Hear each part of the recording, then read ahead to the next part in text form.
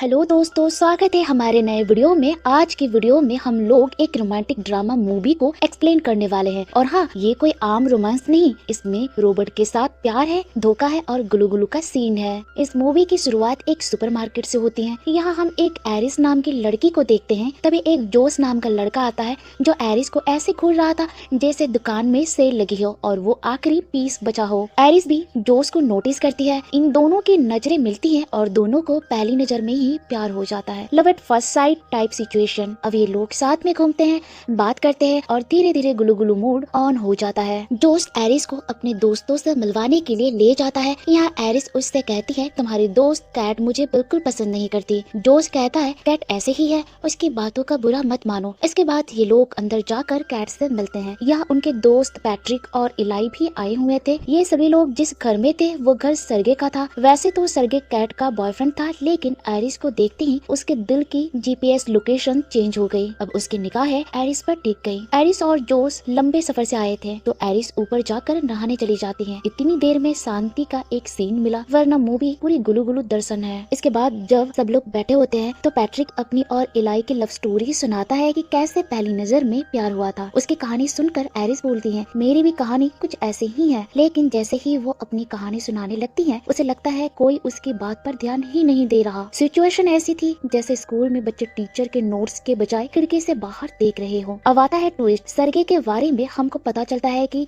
कई सारे इलीगल काम करता है जो एरिस को बिल्कुल पसंद नहीं करती। कहती है, सरगे के पास सब कुछ है, उसकी एक सुंदर बीबी भी है, लेकिन मैं उसके लिए बस टाइम पास हूँ। उसका जब भी मूड बनता है वो मेरे साथ गुलू गुलू करता है। अब कहानी और भी इंटरेस्टिंग होने वाली है क्योंकि अब एरिस जोस के दोस्तों से मिल चुकी है और उन सबके मन में भी कुछ कुछ होने लगा है। मतलब ऐसा लगने लगा है जैसे गुलू गुलू की वैल्यूएशन इस ग्रुप में सबसे ऊपर है। और फिर एक दिन जब एरिस अकेली होती है जोस के एक दोस्त के साथ, तो वो उसे बुलाकर कहता है, मेरे पास आ जाओ, तुम इसी काम के लिए यहाँ हो। भाई साहब, ये सुनकर तो एरिस की आंखें खुली की खुली रह जाती हैं। और अब मूवी धीरे धीरे टर्न लेती है डार्क और शॉकिंग मोड की तरफ। अब सीन आता है पार्टी का। थोड़ी देर बाद ये सब लोग डांस फ्लोर पर उतरते हैं जैसे डीजे ने कोई जादू चला दिया हो। यहाँ सरगे एरिस के नजदीक आने की कोशिश करता है। मतलब भैया फुल स्पीड में गुलू गुलू मूड चालू करना चाहता है, लेकिन जोस भी वही डांस कर रहा होता है। एरिस उसे खींच लेती है जैसे कोई बच्चा टॉफी देख के मम्मी का हाथ खींचता है। अब ये दोनों मिलकर करते हैं धमाल मस्ती।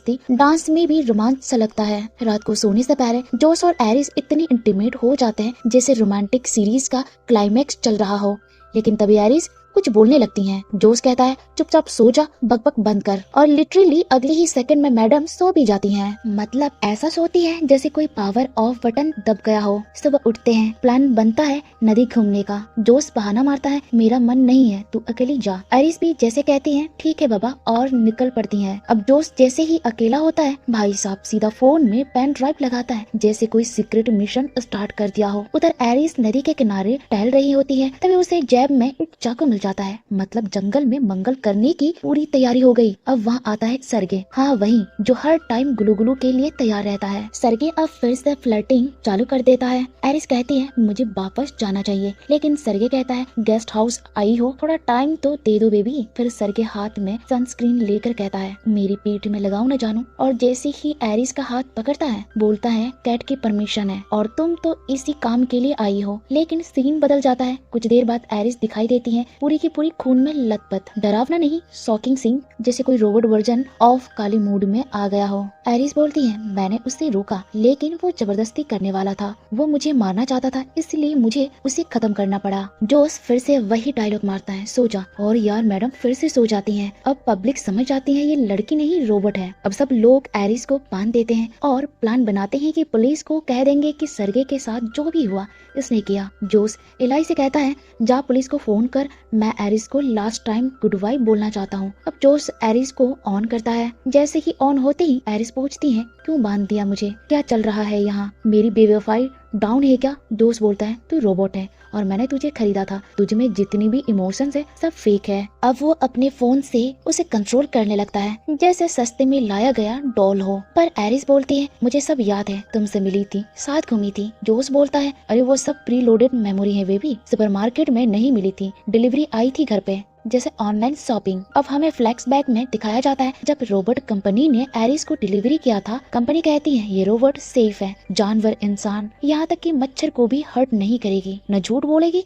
न फीलिंग दिखाएगी। आप जैसा चाहो कस्टमाइज कर सकते हो, मर्जी हो तो गुलू गुलू, नहीं तो बंद करके रख दो। जोस एरिस के अंदर प्यार वाली फीलिंग डाल देता है और मैडम समझती है कि जोस ही उसका असली प्यार है। फिर होता है बार बार इंटीमेट सीन, यानी कि गुलुगुलु थुक के भाव में। जब जोस सच बताता है कि ये सब सिर्फ प्रोग्रामिंग थी, एरिस रोने लगती है, बोलती है मैं मानती हूँ कि मैं रोबोट हूँ, लेकिन फिर भी तुमसे प्यार करती हूँ। तभी एंट्री होती है कैट की। वो बोलती है इसे बंद करो, लेकिन जोस कैट की नहीं सुनता, उल्टा उससे बातें करने लगता है। कैट गुस्से में बोलती है ये हमारा प्लान नहीं था, तूने इसे फिर से ऑन क्यों किया? जोस कहता है बस एक आखिरी बार गुड बाय कहना चाहता था। अब खुलासा होता है सारा गेम जोस और कैट का था। इन दोनों ने मिलकर एरिस की सेटिंग में कंट्रोल प्लस शैतानी डाल दी थी ताकि एरिस सरगे को चाकू से काट दे और पैसा इनका हो जाए, मतलब रोबोट से मर्डर करवा के खुद ऐश करने का प्लान।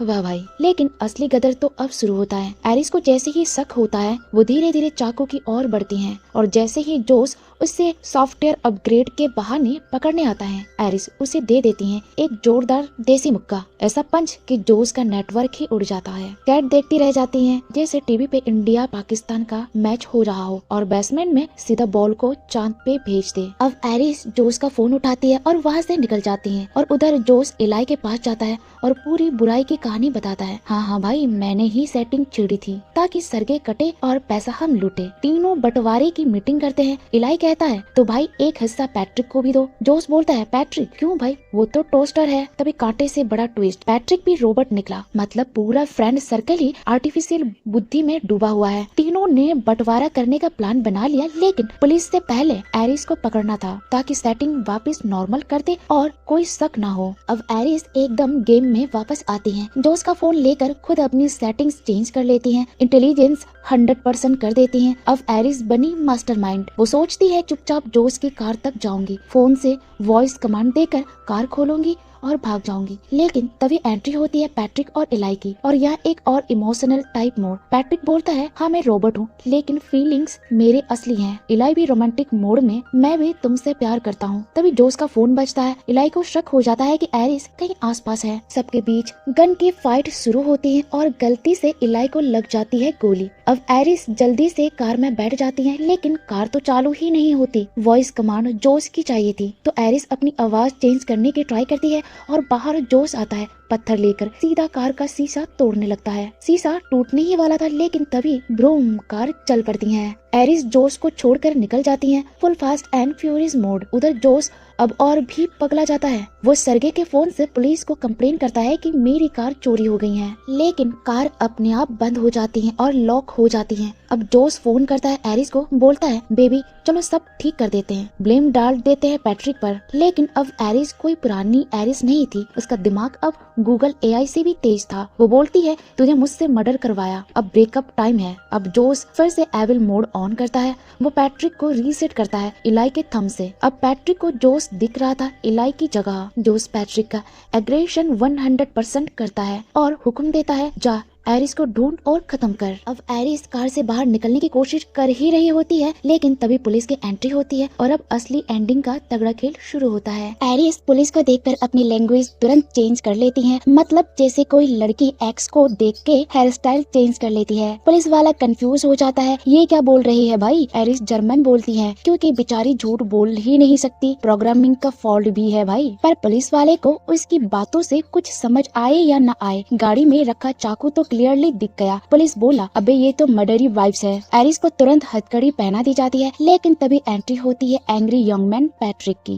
अब पैट्रिक का एग्रेशन लेवल था 100%, मतलब जिम जाके डंबल नहीं पुलिस उठाने लग गया। पुलिस वाले को लिटरली उठा के परमानेंटली सुला दिया और एरिस का कनेक्शन भी डिस्कनेक्ट कर दिया, मतलब स्विच ऑफ, जैसे घर के इन्वर्टर से ऐसे चलाना हो और लाइट चली जाए। उधर कैट, नाम ही कैट है, पुरपुर वाली नहीं, ये तो फुल शर्लॉक होल्मेस निकली। दिखती है कि एक पुलिस कार आई जिसमें से पैट्रिक निकलता है और डिक्की में पड़ा है डेड पुलिस। कैट ने सोचा ये तो सीआईडी वाला सीन हो गया और बिना जीपीएस के भाग गई। पैट्रिक ने बोला भाई ये स्पॉइलर लीक कर देगी और कैट का चैप्टर भी क्लोज। फिर हम देखते हैं जोस और एरिस डिनर टेबल पे। जोस ने एरिस को वापस ऑन कर दिया था, मतलब कैंडल लाइट डिनर, बट सिर्फ कैंडल जल रही थी, रोमांस नहीं। जोस बोलता है तुमने इलाई को मारा, कैट को भी गायब कर दिया और अब इनोसेंट का ड्रामा। एरिस ने उसको मॉरल साइंस पढ़ा दिया। तुम गलत हो जोस, तुम दुनिया को समझते नहीं, तुम वीक हो। जोस बोला अच्छा देखते हैं दर्द होता भी है या सिर्फ डायलॉग्स बोलना आता है। उसने एरिस को कहा हाथ कैंडल के ऊपर रखना है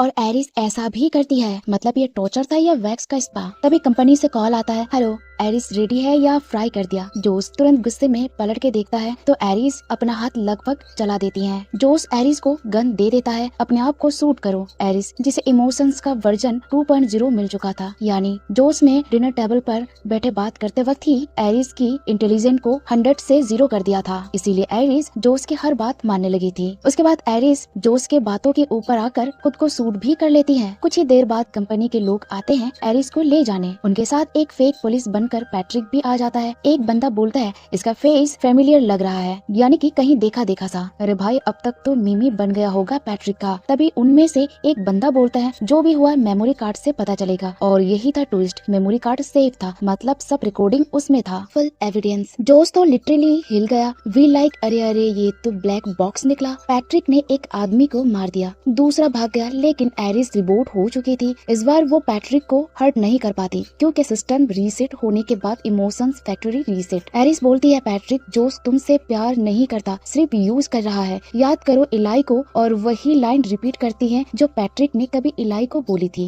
लास्ट में एरिस एक लाइन बोलती है, पैट्रिक हम झूठ नहीं बोल सकते। एरिस की बातें सुनते ही पैट्रिक को अपनी पुरानी यादें याद आ जाती हैं। हाँ भाई फुल नॉस्टैल्जिया मोड ऑन। इलाई की याद आते ही पैट्रिक की आंखों से आंसू नहीं सीधा लाइफ एग्जिट कर जाती है और भाई अपनी कहानी का ट्रेजिक हीरो बन जाता है। उधर एरिस जो अभी हार्ट ब्रेक के पेन में थी, एक नए लड़के से हेल्प मांगती है, मतलब रोबोट हो या ह्यूमन, हार्ट ब्रेक के बाद सपोर्ट तो चाहिए ही चाहिए। अब सीन कट होता है, हम देखते हैं जोस को। जोस यहाँ कोई आशिक नहीं, फुल ऑन चोर बन गया है। सारी दौलत समेट कर भागने का प्लान रेडी था, पर जैसे ही जोस अपना ड्रीम सीक्वेंस चलाने वाला था, उसको अपने डेड फ्रेंड्स की आवाजें सुनाई देने लगती हैं। और ये आवाजें कोई भूत प्रेत नहीं, एरिस निकाल रही थी। हाँ भाई नई सेटिंग के साथ फुल डॉल्बी एटमॉस इफेक्ट में, क्योंकि उस लड़की ने एरिस के सॉफ्टवेयर में हाथ लगा के सबका फुल एक्सेस दे दिया था। अब एरिस जोस का जीपीएस भी हैक कर सकती थी और फोन भी। जोस ने सोचा था फोन के ब्लॉक करने से एरिस चुप हो जाएगी, लेकिन भाई ये तो वर्जन 2.0 निकली। अब जोस कितना भी ट्राई कर ले एरिस को रोक नहीं सकता था। लेकिन एक दिक्कत थी, एरिस अभी भी जोस से प्यार करती थी, और जैसे ही हर लव स्टोरी में विलन फायदा उठाता है, वैसे ही यहाँ जोस अपना फुल एडवांटेज ले लेता है। जोस ने एरिस को इतना मारा कि लग रहा था जैसे रेसलिंग मैच चल रहा हो, और जब मारने से भी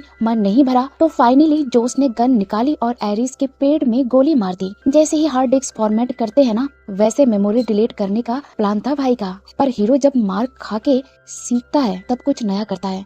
एरिस ने अपने आप को बचाने के लिए एक फाइनल अटैक लॉन्च किया और आदम जोस खुद जमीन पर। बस फिर क्या था, जोस की कहानी यही खत्म और एरिस फाइनली अपने रोबोट होने का सच एक्सेप्ट कर लेती है, समझ जाती है कि फीलिंग्स और रियलिटी के बीच का फर्क क्या होता है। और इसी के साथ ये इमोशनल थ्रिलिंग और फुल ऑन अनएक्सपेक्टेड स्टोरी यहाँ खत्म हो जाती है। अगर आपको भी कभी लगा हो कि लाइफ में इमोशंस और प्रोग्रामिंग दोनों क्लास करते हैं, तो भाई एरिस को याद कर लेना। मूवी अच्छी लगी हो तो एक लाइक करना ना भूलना, और ऐसे ही धांसू वीडियोस के लिए हमारे चैनल को सब्सक्राइब कर देना। तब तक मिलते हैं अगली वीडियो में, and thank you so much for watching. अलविदा।